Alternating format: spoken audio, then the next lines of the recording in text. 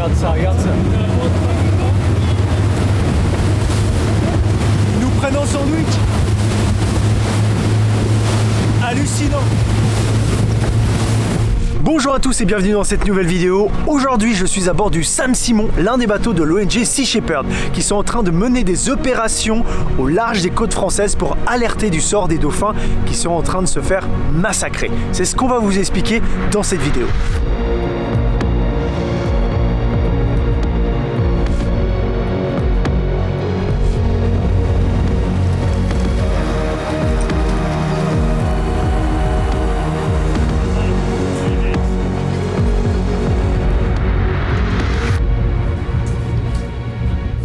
C'est fou, là il y a le radar et on voit tous les bateaux de la zone. Enfin, c'est basique, hein, mais tu repères tous les bateaux des alentours.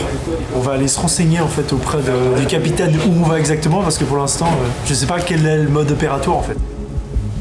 Comment vous commencez l'opération? Vous prenez un cap Alors là, en fait, on observe sur l'AIS, qui est un système électronique d'identification des navires.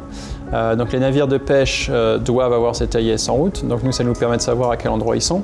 Après, on connaît aussi maintenant les zones où ils pêchent d'habitude. Donc on va aller sur la même zone qu'eux pour pouvoir contrôler la remontée des filets durant la nuit. Comment ça se passe avec les chalutiers? Vous arrivez dans... Alors, ce qu'on fait avec les chalutiers, c'est qu'on reste un petit peu à l'écart. Et après, on envoie donc nos bateaux rapides, nos deux Zodiac, pour aller observer de près, en même temps, sans les déranger dans leur pêche. Pourquoi vous voulez pas les déranger?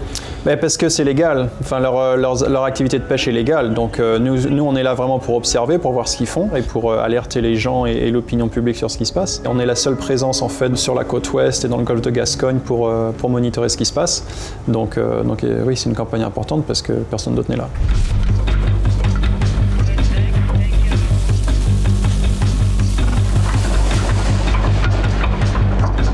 Ça y est, on a levé l'ancre et là on part en mer et voilà, le but c'est vraiment d'aller approcher les chalutiers qui sont en train de pêcher. Et généralement c'est plutôt de nuit que les opérations se déroulent, que l'action commence.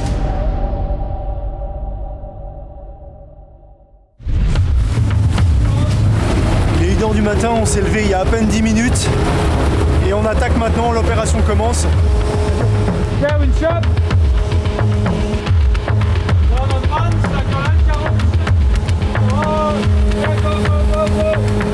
Ça c'est la manœuvre classique pour mettre les bateaux à l'eau. Et après nous passagers on va passer par une petite échelle pour rejoindre le bateau par le côté.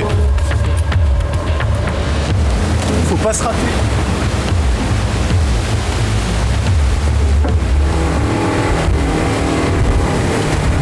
Il y a beaucoup de houle, ça bouge pas mal, on est à fond dans la nuit totale. C'est énorme. Je vois même pas le bateau, je vois même pas une lumière de bateau.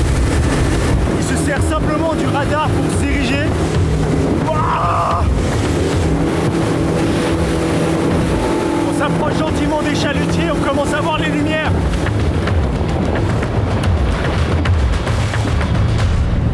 On vient d'arriver juste à côté. Ok, ça y est, les bateaux sont à côté de nous. Pour bien vous expliquer, les deux bateaux là, ils sont côte à côte. C'est ce qu'on appelle dans le langage maritime en bœuf. Et ensemble, ils tirent un énorme filet qu'on appelle pélagique parce qu'il évolue tout seul dans l'eau sans toucher le fond en forme d'entonnoir pour attraper les poissons. Le problème, c'est que le dauphin, il va s'approcher des filets, il va être curieux et c'est là qu'il se prend dans les filets parce qu'il veut chasser et lui, il va pas faire la différence ou il va complètement être attiré par les poissons. Alors, qu'est-ce qui se passe maintenant ? En fait, voilà, ils sont en train de chaluter, donc on va attendre que les deux bateaux se rapprochent. Ils pêchent ensemble en fait pour pouvoir couvrir un plus grand espace avec le filet. Donc on reste en stationnaire ici pendant 2-3 heures et on observe ce qui se passe. Des fois on est déjà resté 8 heures. Parce qu'ils ne remontent pas tout le temps en fait. Et là ils sont en train de nous observer, ils nous regardent un petit peu, ils savent qu'on est là, en plus avec la lumière de la caméra. Ouais, là, ils savent qu'on est là. Ouais. Celui-là nous a insultés dans le passé et ils vont sûrement le faire ce soir, mais quand ils vont donner le filet, ils vont essayer de nous chasser aussi pour essayer de pousser. Comme ça, s'il y a quelque chose dans le filet, ils espèrent qu'on ne le verra pas. En général, ça ne marche pas parce qu'on est plus rapide qu'eux et beaucoup plus maniable. Maintenant, c'est la phase d'observation, la phase d'attente, et on va attendre à peu près 2 heures. Et ça, c'est le minimum, ça peut aller encore plus.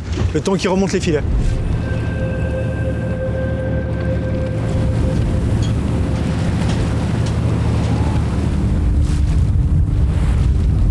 Ça fait à peu près 2 heures qu'on attend, 2 heures, 2 heures et demie, et le filet n'est toujours pas remonté. Il commence à faire un peu froid, mais on attend.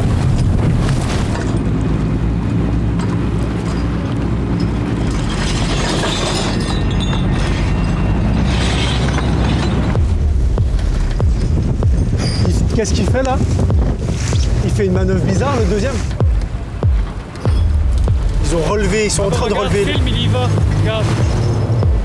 Ok, il est en train de chasser le deuxième Zodiac de Sea Shepherd, il fonce dessus.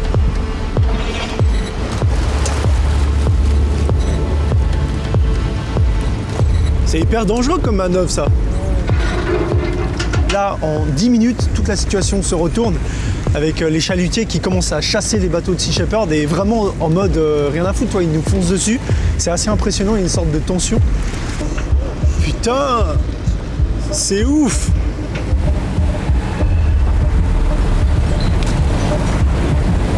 Il replie le filet avec une énorme poulie sur le bateau, rattachée à plein de câbles dégueulasses. Putain, c'est vraiment une chimère. Regarde ça. C'est vraiment plein de câbles, plein de merdier. Je pensais pas que c'était aussi gros. Et là, ils ont pas encore fini de le ramener. Hein. Ça tire sur une centaine de mètres, facile. Putain. Ouais, la taille du filet, quoi. Oh là là, c'est infini, mais... Oh la belle brochette de Rudy. Hein, vous venez me casser les couilles, là, hein? Faire chier le monde qui travaille, ça vous avez fait, hein? Ah bah écoute, pas de dauphin, pas de requin. Fais gaffe, l'autre je pense qu'il va nous venir dessus. Au dernier moment. Eh bien alors! Regarde ça. Ils nous prennent en sandwich. Hallucinant. Ils essayent de faire peur. T'as bien vu comme ils se sont resserrés sur nous pour faire de l'intimidation.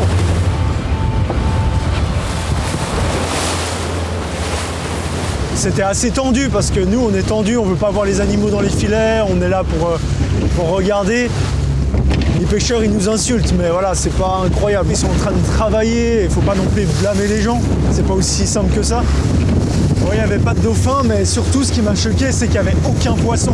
T'imagines que ces filets-là, qui sont des centaines de mètres, ils sont laissés 5-6 heures dans l'eau, il n'y a rien comme poisson, quoi.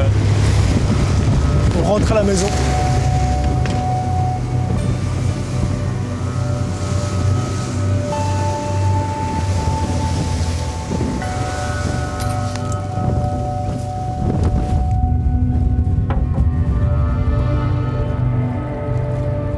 Je pense que les actions de Sea Shepherd sont super importantes parce qu'il faut des gens qui créent des pétitions, des gens qui sont plus calmes, qui vont plus faire des choses politiques, mais il faut aussi des gens qui sont sur le terrain et qui fracassent, quoi, qui font des choses comme ils font. Aujourd'hui, ils sont très calmes ici sur cette mission, mais c'est important parce que ça fait parler, ça fait bouger.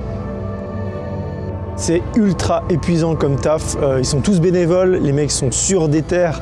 Et vraiment, il y a une espèce de fraternité entre eux, c'est incroyable, une famille. Et ils font ça tous les jours, tu vois, depuis un mois pour certains. Donc c'est assez violent. Ouais.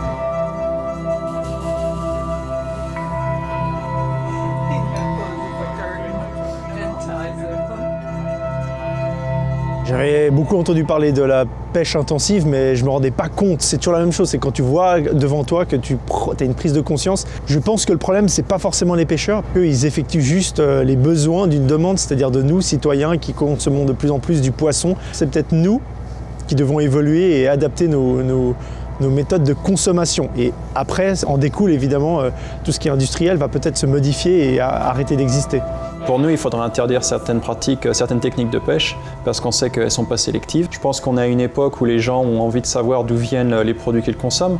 Les gens demandent de plus en plus de traçabilité. Si on leur dit que le poisson qu'ils achètent à tel endroit ou tel type de poisson, ça cause la mort de dauphins, il y a beaucoup de gens qui vont dire « bah non, moi je ne veux pas supporter ce type de pêche parce que voilà, je ne veux pas supporter que ça tue des dauphins derrière ». Maintenant, on va aller voir un organisme scientifique qui s'appelle Pélagis. C'est eux qui ont tous les chiffres et c'est eux qui ont tiré la sonnette d'alerte par rapport à cette problématique. Ils se trouvent à La Rochelle, donc on va repartir sur Terre et on va aller les rencontrer.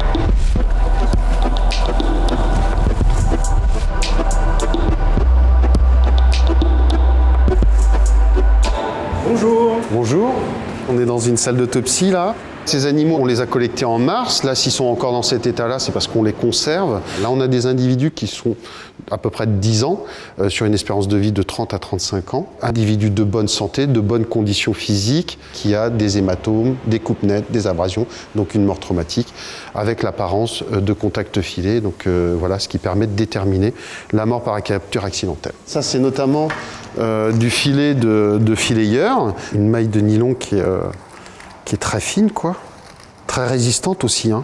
C'est-à-dire que ça se casse pas comme ça. On va faire de la mise en scène, hein, mais lorsque on a un animal qui se retrouve pris sur une pectorale comme celle-là, vous voyez, ça tombe pile poil là, la maille. Exactement dans la rainure, et on voit bien que la dimension de la maille correspond bien. Je ne l'avais pas fait ça comme manipulation et c'est marrant comme naturellement je dirais ça se met bien en place en fait. Ouais, c'est fou. Tous ces hématomes qu'on voit ici et les hématomes qui sont liés au contact filet eh bien proviennent en fait de cet emprisonnement. Donc ça c'est une preuve indéniable que l'animal était vivant parce que c'est vrai qu'un filet pourrait collecter une carcasse d'un animal mort et là malheureusement les animaux étaient vivants. Je pense que le plus violent encore c'est la mort agonique. Toute cette couleur là sont des très gros hématomes qui sont liés en fait au vaisseau qui éclate parce qu'ils sont en train de s'asphyxier et donc tout le poumon entièrement est même déchiré par partie à l'intérieur.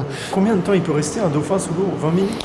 20-30 minutes, suivant les espèces, il y a des capacités qui sont plus importantes. Après, avec le stress, cette capacité-là, elle est réduite de manière très importante. Hein. Et pourquoi vous avez besoin de faire une autopsie, sachant qu'on est quasi sûr, on a des preuves des filets, on sait. C'est vraiment pour pousser... Oui, déjà c'est pour avoir tous les éléments factuels, parce que notamment en ce moment, et contester un petit peu nos diagnostics, et nous ce qui nous inquiète, c'est que ces populations ne soient pas maintenues dans le temps. Si vous voulez, les captures accidentelles, on connaît ça depuis les années 80. En 2017, on a battu tous les records de la série en termes d'effectifs.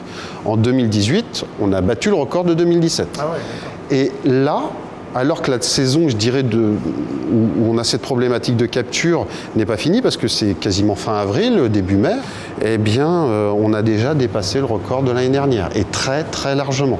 Combien d'animaux vous avez depuis le début de l'année?